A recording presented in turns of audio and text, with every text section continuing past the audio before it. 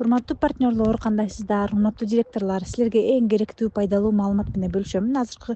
Азыркы күндө ийгилик жарата турган адамдын кадимкидей мындай билими, интеллекти жогору болуусу шарт дагы эң негизги шарты бул эмоциональный интеллектти жогорулатып, ошол нерсенин күчтөтүү болуп эсептелинет. Жогоруда айтып кеткендей эле, эмоциональный интеллект бул башка адамдардын эң негизгиси өзүңөрдүн сезимдериңерди, өзүңөрдүн эмоцияңарды аныктап билүү, башка адамдардын эмоцияларын окуй алуу, билип алуу, эмне деп ойлоп атат, кандай эмоциясы бар, жагып атабы, жакпай атабы, кыжырданып атабы, сүйүнүп атабы дегенди билип алуу жана ошол өзүңүздөрдүн жана башкалардын эмоцияларын башкара билүү бул эң керектүү жөндөм.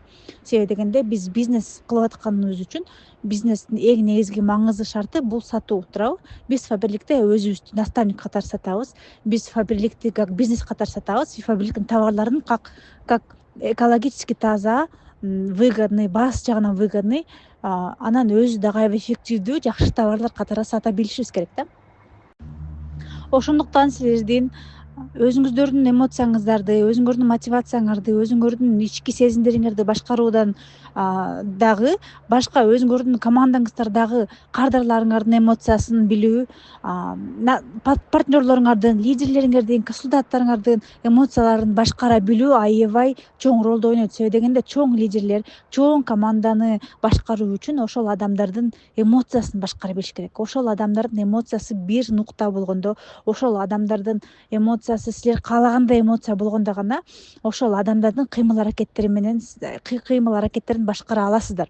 Сиздер менеджер катары ошол адамдардын кыймыл аракеттерин башкара билишиңиздер керек. Сиздердин кардарларыңар именно Фаберликтен заказ кылуу үчүн кылууну башкарасыздар. Силердин консультанттарыңар 100 баллдык VIP консультант болуусун башкарасыздар. Сиздердин партнерлоруңардын статус ачып, директор болууга умтулуп, аракет кылып, директор болуп, адамдарды мааракелерге чакыра билүүнү, ошол нерсени башкарасыздар. Ошондуктан башка адамдардын эмоцияларын башкара билсеңиздер, башка адамдардын кыймыл аракеттерин дагы башкарып каласыздар. Эмоционалдык интеллекттин 4 элементи болот. Бул сезимди аныктоо, бул эмоцияны аныктоо жана аны туура атоо жөндөмү да. Мисалы үчүн сиздер өзүңүздөр деле кээ бир учурда чындыгы эмоцияңарды туура аныктабай башка ойлоп алышыңыздар мүмкүн да. Туура аныктоо дагы аябай чоң ролду ойнойт. Себеби дегенде, эгерде адам эмоцияларын атаңа көнүп калган үй бүлөдө чоңойсо, мисалы үчүн сен эмне жиниң келип атабы, сен капаланып калдыңбы деген сыяктуу үй бүлөлөр бар. Ата энеси ошол баланын эмоциясына көңүл буруп, сурап, эмне болуп атасың, сага бул кийимиң жаккан жокпу, сага мисалы үчүн сен окугуң келбей атабы, сен чарчап атасыңбы, же ушундай сыяктуу эмоцияларын сурап билип болгон үй бүлөлөр бар. Андан сырткары ошол баланын эмоциясына такыр көңүл бурбаган үй бүлөлөр бар да. Эптеп баланын курсагы тоок, кийими бүтүн болуп жүргөнүн эле камсыздашкан жана эмоционалдык жагын такыр камсыздабай, сурабай, ал нерсеге кыскача айтканда убакытсыз деле болбогон үй бүлөлөр бар да. Ал үй бүлөлөрдү эч бир жамандап айтпаймын. Ар кимдин шарты ар кандай. Кээ бирки ата энелер чындап просто же билими болбогон, же опыту болбогон, же убакытсы болбогон да.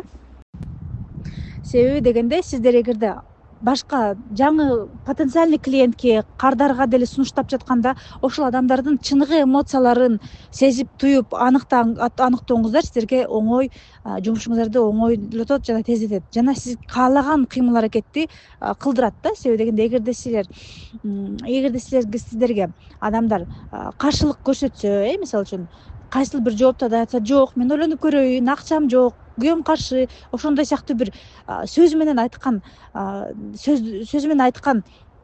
нерсени туюп, бирок эмоция жагынан башкасын окуп койсоңуздар, сиздерге ошол адам менен ошол нерсени дали сунушташ керекпи, же болбосо макуланда деп коюш керекпи дегенди билип каласыздар да. Мисалы үчүн кимдир бирөөнүн чын эле күйөөсү каршы, анан ал эмоционалдык жактан чын эле менин күйөөм каршы, иштетпейт десе, ал адамды жанын коесуңар да. А эгер жөн эле айтып койгон болсо, бирок ичинде кызыгуусу бар, ичинде просто коркунучу бар, өзүнүн жеке коркунучу бар, өзүнүн жеке сомнениясы бар, же өзүнүн дагы бир ойлору бар болсо, сиз ошолорду окуп туруп, сиз ошого жараша мамиле түзүп, ошого жараша сөз тапкыч болуп каласыздар. ошол нерсеге башкалардын сезимдерин түшүнүү кирет да. Бул эмоционалдык интеллекттин экинчи бөлүгү башкалардын сезимдерин түшүнүү. Ал өзүбүздүн эмоцияларыбызды түшүнүүгө негизделген. Биз өзүбүздүкүн түшүнө алсак гана биз башкалардыкын түшүнө билебиз да. Анан биз эгерде ошол адамдарга башка эмоциясын түшүнө билсек, биз ошол адам менен сөз табууга дагы бизге жеңил болот. Себеби дегенде ооба мен дагы түшүнөм, менин дагы күйөөм каршы болгон же болбосо ооба түшүнөм, мен да башында коркком, ооба түшүнөм, мен да башында сомнение болгом, мен да башында ишенген эмесмин дегендей болуп, биз более мындай эмпатияны көрсөтсөк, ошол адамды ооба түшүнөм, менде да ошондой сезим болгон дей алсак, биз ал адамдын эмоциясын түшүнгөнүбүз үчүн ал менен контактыбыз дагы жакшы болот, дистанциябыз дагы азаят жана бири бирибизге болгон ишеним дагы көбөйүп артып баштайт да. Ошондуктан силердин өзүңүздөрдүн эмоцияңыздарды, өзүңөрдүн мотивацияңарды, өзүңөрдүн ички сезимдериңерди башкаруудан дагы башка өзүңөрдүн командаңыздардагы кардарларыңардын эмоциясын билүү, партнерлоруңардын, лидерлериңердин, консультанттарыңардын эмоцияларын башкара билүү аябай чоң ролду ойнойт. Себеби дегенде чоң лидерлер, чоң команданы башкаруу үчүн ошол адамдардын эмоциясын башкара билиш керек. Ошол адамдардын эмоциясы бир нукта болгондо, ошол адамдардын эмоциясы силер каалагандай эмоция болгондо гана ошол адамдардын кыймыл аракеттерин башкара аласыздар. Сиздер менеджер катары ошол адамдардын кыймыл аракеттерин башкара билишиңиздер керек. Сиздердин кардарларыңар именно фабриликтен заказ кылуу үчүн кылууну башкарасыздар. Силердин консультанттарыңар 100 баллдык VIP консультант болуусун башкарасыздар.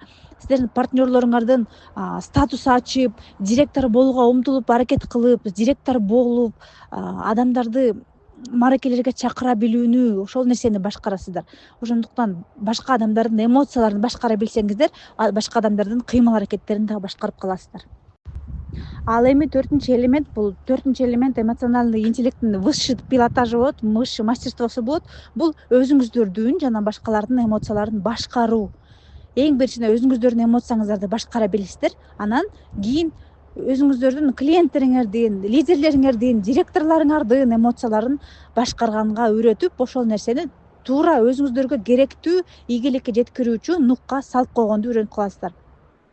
Себеби дегенде биз көптөрүбүз эле башка адамдарды башкарууну каалайбыз, бирок башкара албайбыз. Биз фабрикте ийгилик жаратышыбыз үчүн биз башка адамдарды башкара билишибиз керек. Башка адамдардын, мисалы үчүн, биз онлайн иштегенибиз үчүн биз ошол адамды эртең менен туруп, үйүн такылдатып, ойготуп, тур, жаза, кыл, сунушта, чал деп айта албайбыз. Биз только телефон аркылуу, онлайн эле ошол адамга таасир эте алабыз. Ошол адамга, ошол эмоциясына таасир эте алсак, биз гана ошондо гана биздин тилибизди угуп, биз берген эмоциябызды кабыл алып, анан өз алдынча иштеп, туруп, сунуш жазап, статус ачып башташат да. Ал эми бул сабакта мен сиздерге башын айтып кетемин, башын айтып баштаймын. Биз өзүбүздүн эмоцияларыбызды кантип башкарабыз? Бизде, мисалы үчүн, фабрикте негизи эле иш баштаганда, сиздер мисалы үчүн чоң статустарды ачасыздар. Ошол жакта аябай керектүү жана кабыл болуучу, керектүү деп айтайынбы, керексиз жана кабыл болуучу аябай терс эмоциялар, жаман эмоциялар бар. Ошол эмоциональный интеллект силерге ошол эмоциялар менен күрөшүүнү үйрөтөт. Эң биринчи эмоция бул кыжырдануу, жиниңиздер келүү. Себеби дегенде силер көп адамдар менен иштешкенден кийин адамдар ар кандай болот. Ар кандай адамдар сиздердин жиниңиздерге тиет. Мисалы үчүн, ооба мен статус ачам деп коюп, статус ачпай жүрө берет. Ооба мен кылам деп коюп, кылбай жүрө берет. Ошол мен ушундай эмоция менен энергиямды коротуп сени үйрөтсөм, сен ээрчитсем, сен кылбай атасың деп сиздердин жиниңиздер келип, алыңыздар кете баштайт да. Ошол нерсе менен кантип күрөшөбүз? Анан үчүнчүсү, силердин кыжырданып жиниңиздер келип ушуп салганыңыздардын кесепеттери жөнүндө ойлонуңуздар. Мен ушуп салсам эмне болот? Эмне болуп кетет, Ушуп салсам эмне болуп кетет? Капа болуп кетет, өчүп калат, кетип калат. Ар кандай ситуациялар болуп, ошол бүт немелерин, кесепеттерин ойлонуңуздар. Анан кийин ушул нерсе кайталанбаш үчүн эмне кылышым керек? Бул ситуация мени эмнеге үйрөтүп жатат, ошол жөнүндө ойлонуңуздар. Ушул нерсе кийин, мисалы үчүн, будан башка дагы лидерлерим ушинтип отуруп албаш үчүн мен эмне кылышым керек? Бул ситуация мени эмнеге үйрөтүп жатат деп өзүңүзгө анализ кылып чечим чыгарасыздар. Үчүнчү эмоция, терс кереги жок бизге эмоция, бул коркуу сезими. Коркуу сезими баарыбызда эле бар, башында эле болгон. Сиздердин лидерлериңиздерде, партнерыңыздарда, каттала элек партнерыңызда дагы ошол сезим болушу мүмкүн. Коркуу сезими бул эң биринчиден коркуу сезими бизди чыныгы коркунучтардан сактайм деп ойлойт да, сактайт. Бирок биздин фантазиябыз, биздин воображениябыз биз ошол боло турган нерсенин эң коркунучтуусун, эң кошмарын, эң жаманын, эң бизге оор келе турганын элестетип алат да. Чындыгында андай деле болбойт, бирок биздин фантазиябыз эң жаман вариантын элестетип алат. Ошону билиңиздер. Экинчиден, эгерде биз мисалы үчүн бизге ийгиликсиз болуу коркунучу бар болсо, мисалы үчүн провал, не получится деген сыяктуу бир ой бар болсо, не получится, колуман келбей калат окшойт деген коркунучу бар болсо эле, адам сразу коркуп, ошол коркуу сезими келет. Ошол нерседен, ошол сунуштан баш тартат. Ал баш тартуу, любой отказ баш тартуу бул өнүгүүнү блокировка кылат, өнүгүүгө тоскоол болот. Ошону билиңиздер. Силердин адамдарыңыздар деле, мисалы үчүн силер бизнести сунуштап атсаңыздар, бирок алар бизнестен коркуп атса, кыла албайм, жасай албайм деп коркуп атса, демек булар просто мен колуман келбей калсачы мен капа болуп калам деп ойлоп коркуп атышат да, ошол нерседен коркушат. Анан үчүнчүсүдөн эмнеден коркконуңузду билип алыңыз. Конкретно, ошол адамыңыздар конкретно эмнеден коркуп атат? Ошону сүйлөшүңүздөр. Эмнеден коркосуң дейсиздер. Анан кийин ошентип чукуп билип чыккандан кийин, анан ошол ошол нерсени кылгандан кийин эң фантастический, бир нереальный, бирок күлкүлүү сценарийди элестетип көрсөтүп өзүңүздөр көрөсүздөр жана башка адамдарга көрсөтүп бересиздер. Элестетем ушундай болот дегенде тигил адам күлөт да, ожочу. Жок, андай болбойт да. Мисалы үчүн, эгерде сен ошол адамга сунуш кылсаң, ал сени жеп коет, элестет депчи, ушундай сыяктуу күлкүлүү нерсени айтып берсеңиздер гана ал адамдын коркунуч сезимдери бир аз азаят да. Ошол нерсе менен ошол адамдардын, өзүңүздөрдүн дагы коркуу сезими менен күрөшүп, ошол нерсени башкарышыңыздар керек жана башка адамдардын коркуу эмоциясын дагы башкара билишиңиздер керек. Ал үчүн адамдар менен сүйлөшүп, мамиле түзүп, сурап, эң негизгиси сурашыңыздар керек болот. Ушул боюнча дагы бир сонун китептер, сонун YouTube'да дагы видеолор толуп тура. Андан кийинки, корккон нерсесин жасаса, коркунуч артта калат, это точно да. Мисалы үчүн, эмне нерседен коркуп атсаң, ал өмүр бою коркуп өтүп кетишиң мүмкүн. Бирок сен ошол коркууга барып, ошол корккон нерсени жасап койсоң, ал все, ал нерседен коркпой каласың. Сиздер ошол нерсени мурун эмнеден аябай коркконсуздар, бирок жасагандан кийин өтө деле коркунучтуу эмес экенин билгениңизди элестетиңиз, ошол абалыңызды эстеңиз. Анан бул нерсе деле ошондой эле нерсе экенин өзүңүздөргө аныктасаңыз, сиздерге ошол биринчи кадамды жасоого жеңил болуп калат да. Мисалы үчүн, бул коркуу сезими сиздердин ийгилигиңизге, өнүгүүңүзгө тоскоол кылат деген, бул эмне менен айтышым мүмкүн. Мисалы үчүн, эгерде сиздер мисалы үчүн элестетсеңиздер, силер директорсуздар, директор статусун алыштыңар, бирок дагы бир серебро ачыш үчүн сиздер өзүңүзгө лидер издеп жатасыздар. Анан бир таанышыңыздар оюңуздарда сонун бир лидер боло турган, түшүнүп билип алса, директор боло турган сонун бир таанышыңыз бар. Ошол адамга сунуштагандан коркуп жатасыздар. Жок, бунун акчасы бар, бул мага макул болбойт. Жок, бул менден кыйын, бул мага макул болбойт. Жок, бул мени признавать этпейт, бул макул болбойт деген сыяктуу коркуу сезимдер менен силер ошол адамга сунуштабай жүрө бересиздер. Ошол адам, возможно, сиздерди серебряный, золотой директор кылмак, бирок сиздер өзүңөр коркуу сезимиңиздер менен ошол адамга сунуштабай, көпкө чейин статус ачпай жүрө беришиңиздер мүмкүн да. Көрдүңүзбү, кандай ийгилигиңиздерге бул тоскоолдук кылып коюшу мүмкүн. Андан кийинки терс эмоция, бул апатия.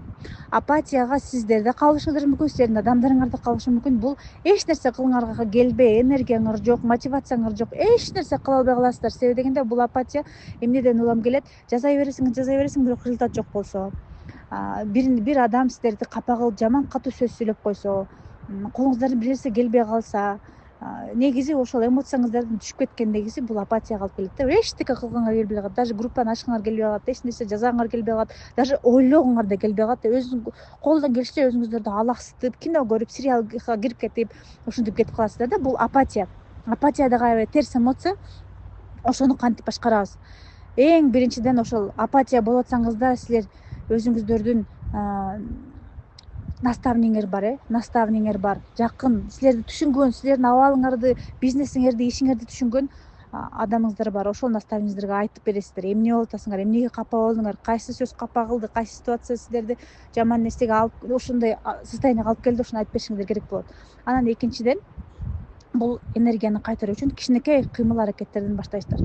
Кичинекей кадамдардан баштаганда гана энергияңыздар кайрадан пайда болуп, кайра иштеп баштап апатиядан чыгып кетесиздер.